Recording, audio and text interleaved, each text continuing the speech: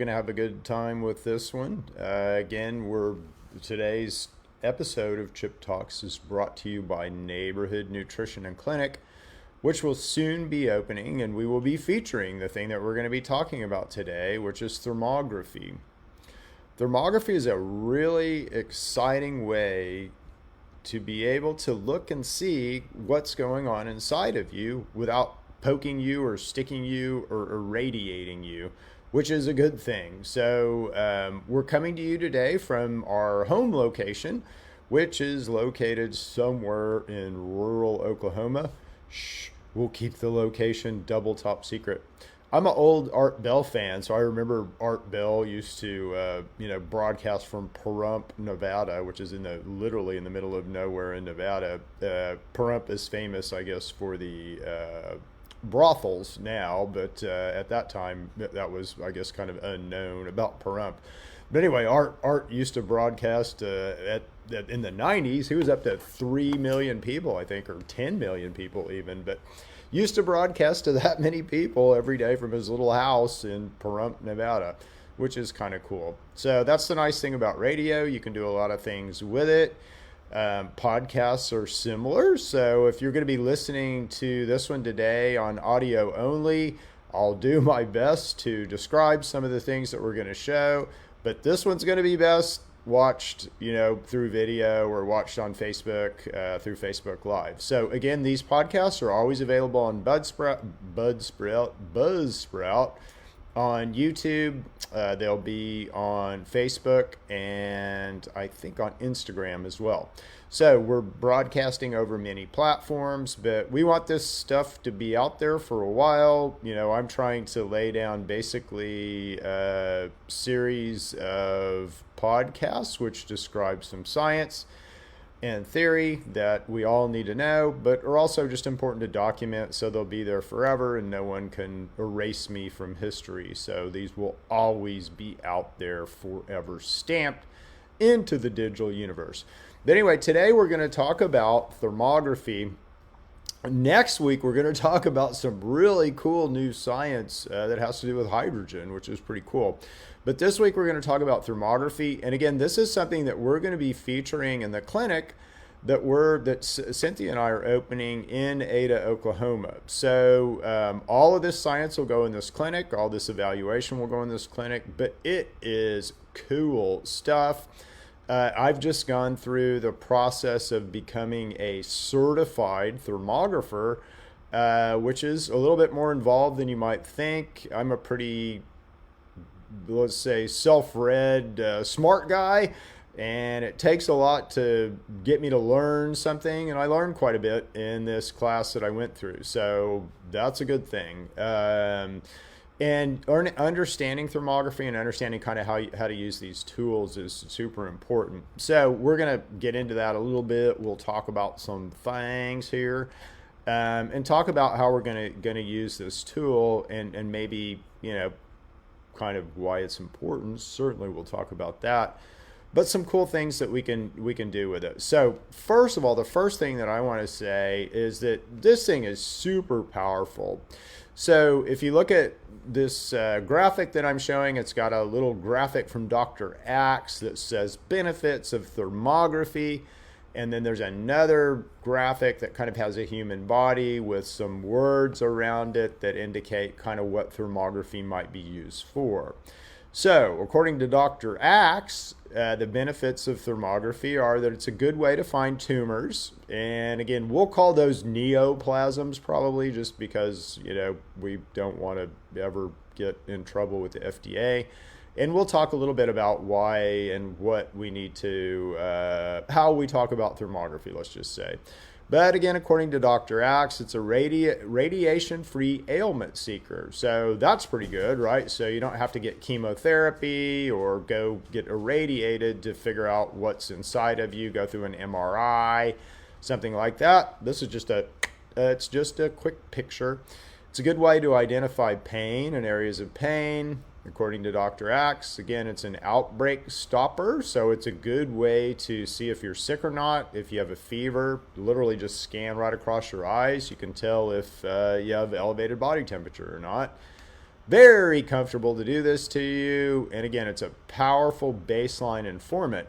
So if I want to evaluate, let's say you, and then evaluate your progress, thermography is a great way to do that, because again, I've got an image, I've got a state of being, and then we can kind of party from there.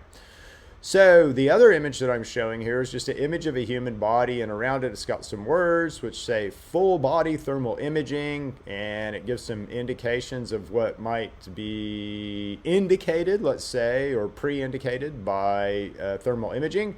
So thyroid issues, cerebral vascular screening, intestinal inflammation, breast cancer screening, hormone imbalances, back pain, vein thrombosis, nerve pathology, circulation, and arthritis. So that's a pretty good list of stuff that you can look at with thermography. And again, you just stand there. No one has to poke you or prod you or irradiate you for this to happen. Now, what thermography is not. So it cannot, at this stage, diagnose any disease. Thermography has been probably best known and best used as a breast cancer sort of early diagnostic.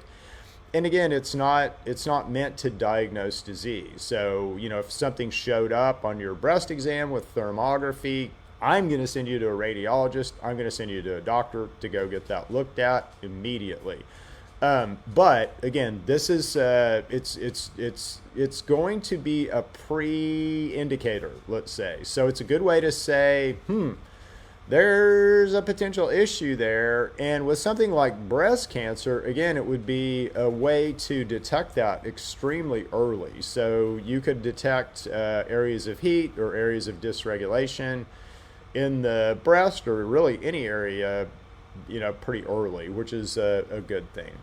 So one thing that we can also look at with thermography is heart issues, and in particular C-reactive protein. So C-reactive protein is going to show up in the neck area, and it's going to show up as an area of kind of coolness in the midst of heat.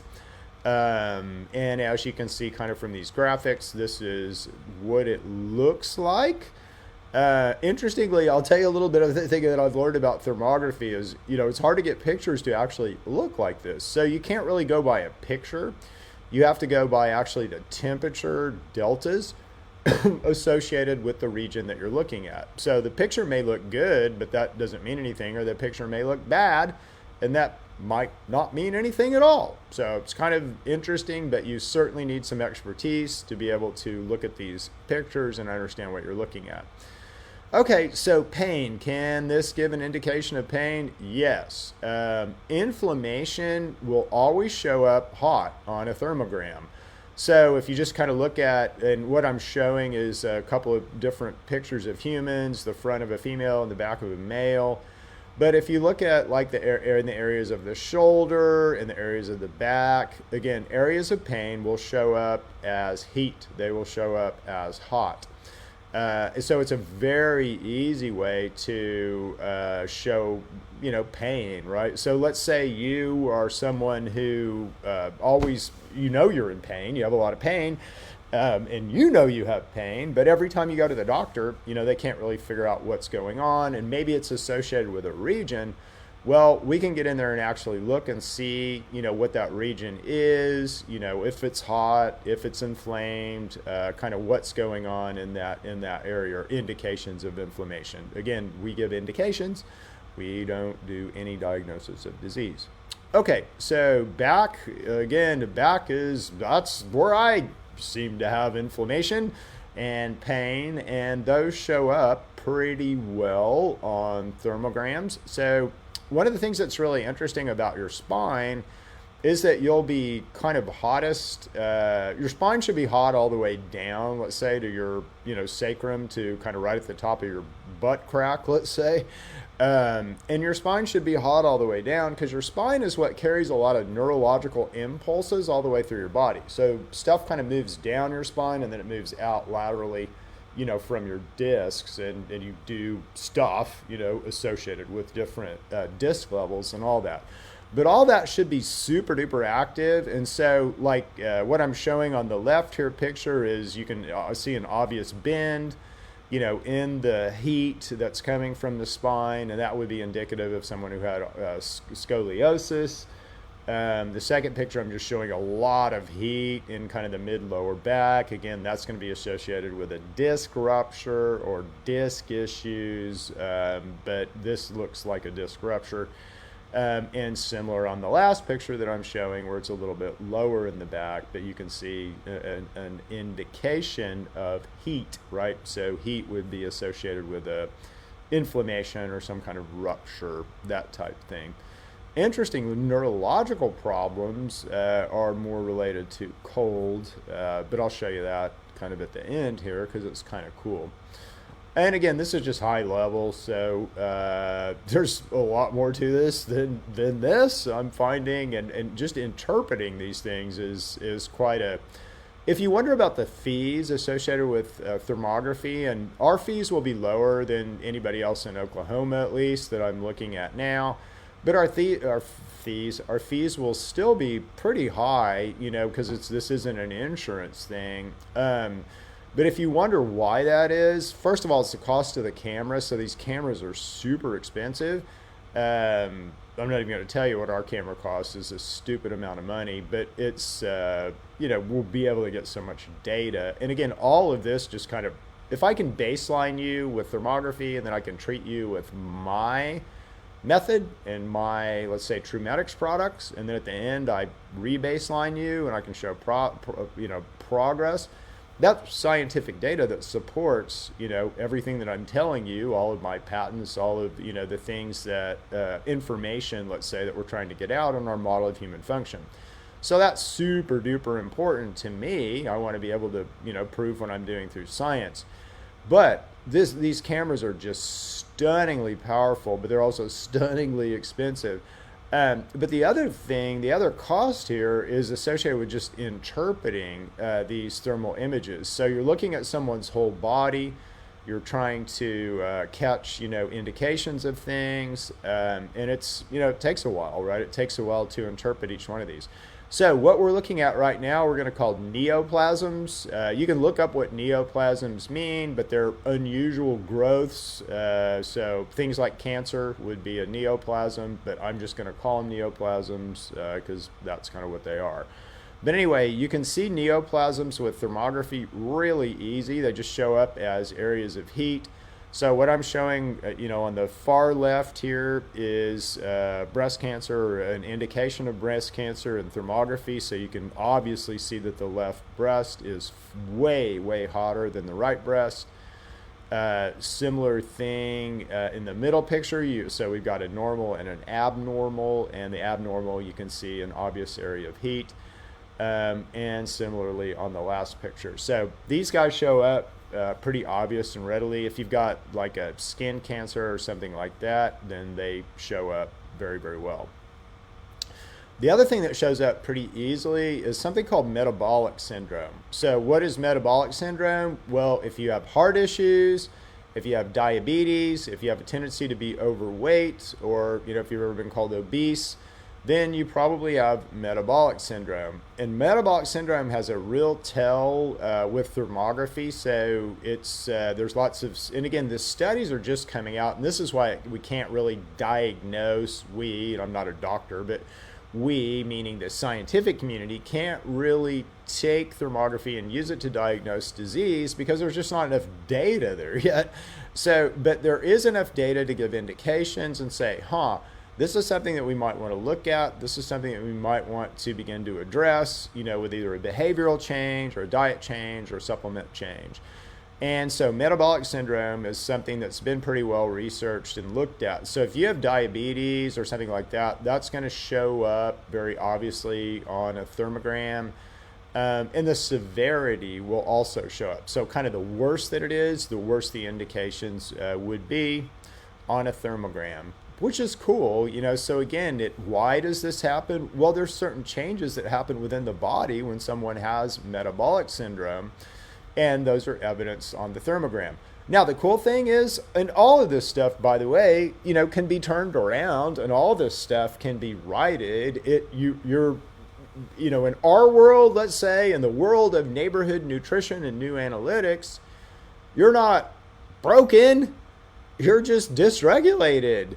And again, to get you re-regulated is going to fix potentially, what you might view as broken. So if you're depressed, if you have anxiety, if you have metabolic syndrome, if you have diabetes, if you're overweight, if you have heart issues, these things can all be addressed, and your body, instead of, sort of going on a downhill slide, we can put you on basically on a corrective slide, where we're trending towards, your body, and it's your body that does the work, but your body correcting those things rather than aggravating those things, let's say.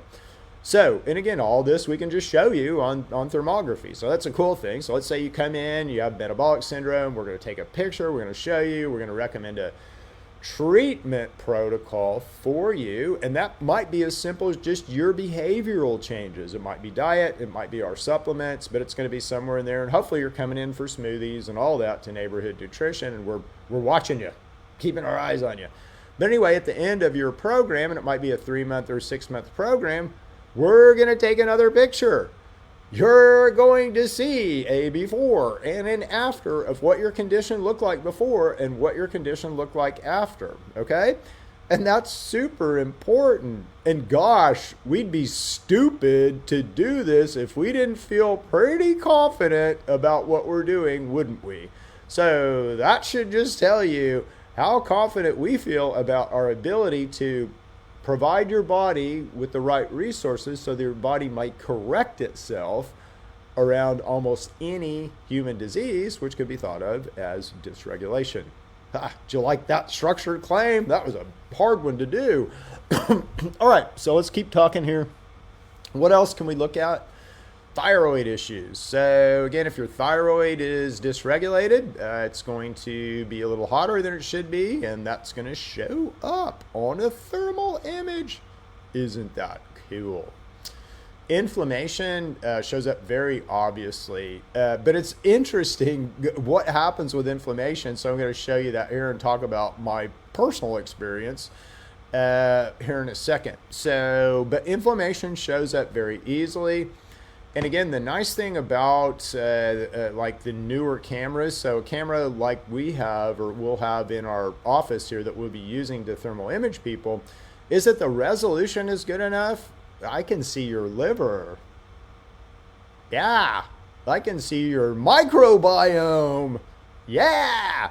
So we can see if that's inflamed. We can kind of see what's going on there and at least give, and can I get in there and look like I was inside of you? No, but I can get indications of heat or cold, which are telling, which say, is there too much activity in there or not enough or the right amount or whatever. So anyway, it's cool stuff. All right, so personal experience. This was with my crummy camera. These cameras are pretty cool though. So this was done with a cell phone thermal imaging camera that was $500 or less than $500. So you can get, some pretty good images from technologies that's out there now that's not real expensive. And this was a FLIR, I think FLIR 1 is the name of the camera.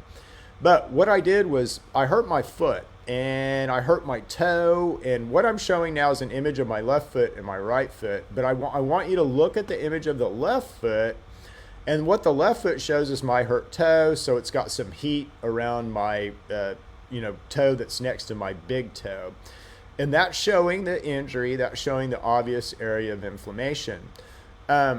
But the really interesting thing is when you compare and contrast that to my right foot. So again, I've got a picture of my right foot up, and I've also got a temperature marker on my right foot and my left foot. And what I want you to notice is that the injured foot is colder, way colder than the foot that is uninjured. Even though the area of inflammation and the area, basically the trauma that's being healed, let's say, by my body, is showing up hotter within the foot itself is colder than the other foot. And this is because all the moisture is being pulled to that injured area, and that causes coolness. That basically when that moisture is moving, that causes coolness. And that cools this foot down, which is interesting, right? So you would think, it's inflamed, it's hotter. Yes, it's hotter in the region, but it's cooler as associated with the other foot. Stuff you got to know when you're interpreting images.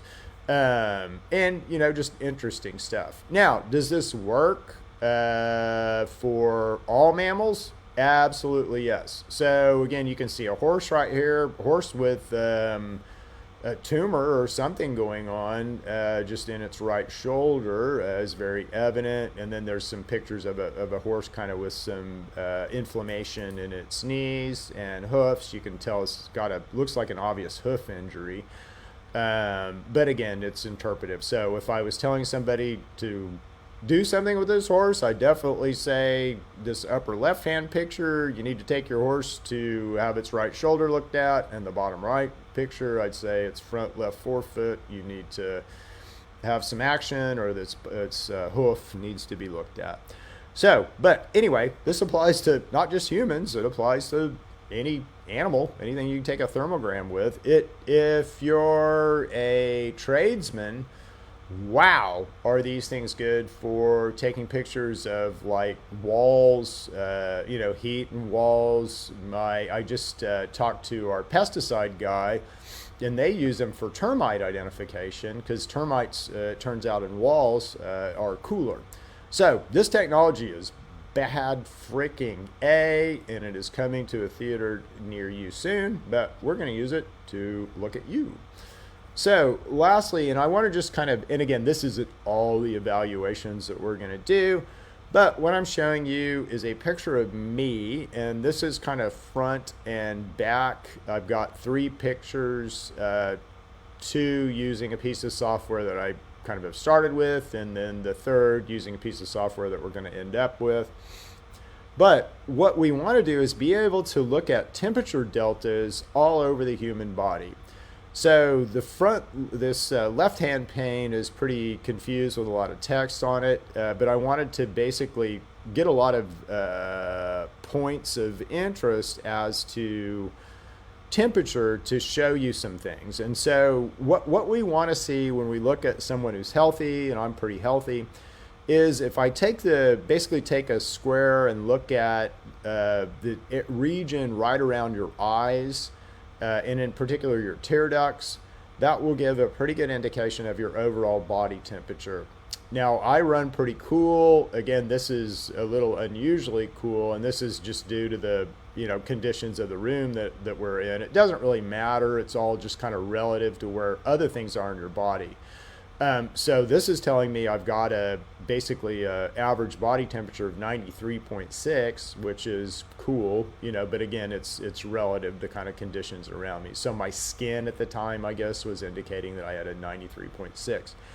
So, but what's important is off of that, now what happens? So where are areas of heat and cool? And if you look down my stuff, I'm all right in the, 93 degree range, except for a couple of areas. So one is my core, and my core is much cooler than the rest of my body, and my liver is cooler than the rest of my body.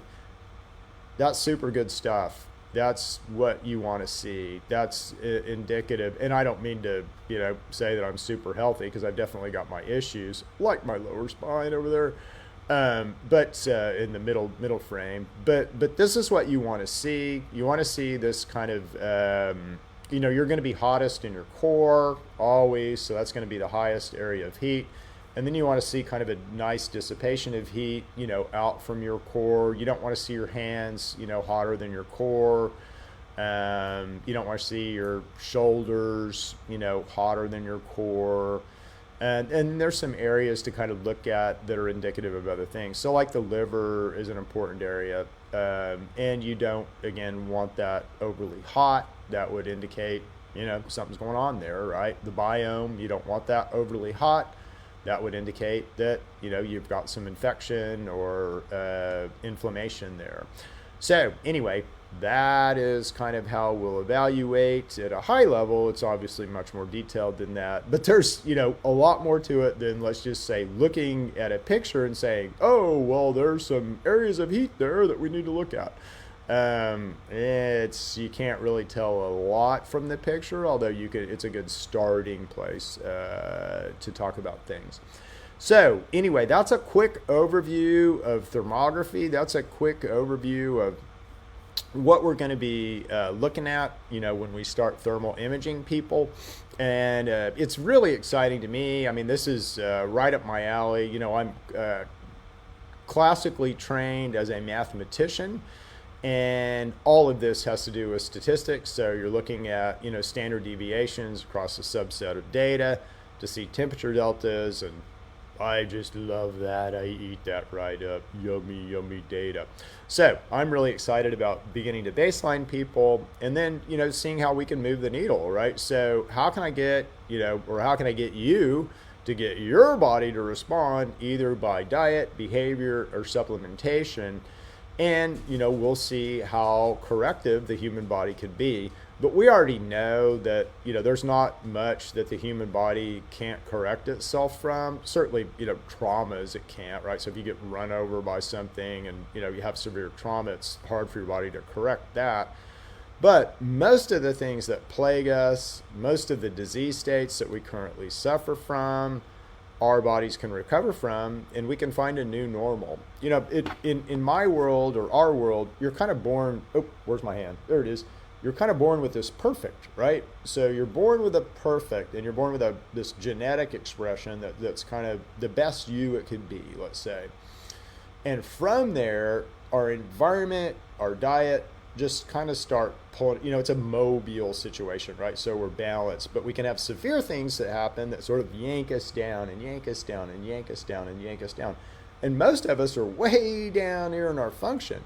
But as we understand the body and resources and kind of what we need to provide to the body to make it go better, we can advance back up to that, our perfect self. And our bodies are really good at doing that. We're built to do that. That's why genes turn off and on.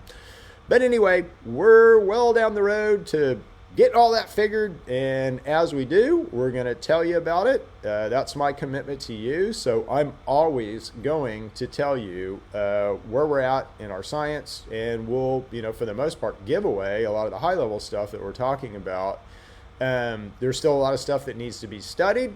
So we'll talk a lot about, what we're seeing, indications of, and we'll kind of leave it there. But next week is going to be really fun. I'm going to talk about hydrogen, which sounds boring, but I promise you this one's going to be just jaw-dropping. If you're a scientist or a chemist or a PhD, I don't care. This will be stunning data. So it'll be really fun to present to you guys. And again, as always, I'm going to make it where it's understandable to anybody, including your third grader. And if your third grader can't understand it, then I haven't done a good job. So I'll leave it there. See you guys. Thank you for listening to Chip Talks. Tune in next week where we'll be talking about hydrogen. Thank you again to Neighborhood Nutrition and Clinic, our sponsor. If you're interested in sponsoring a Chip Talks, contact us.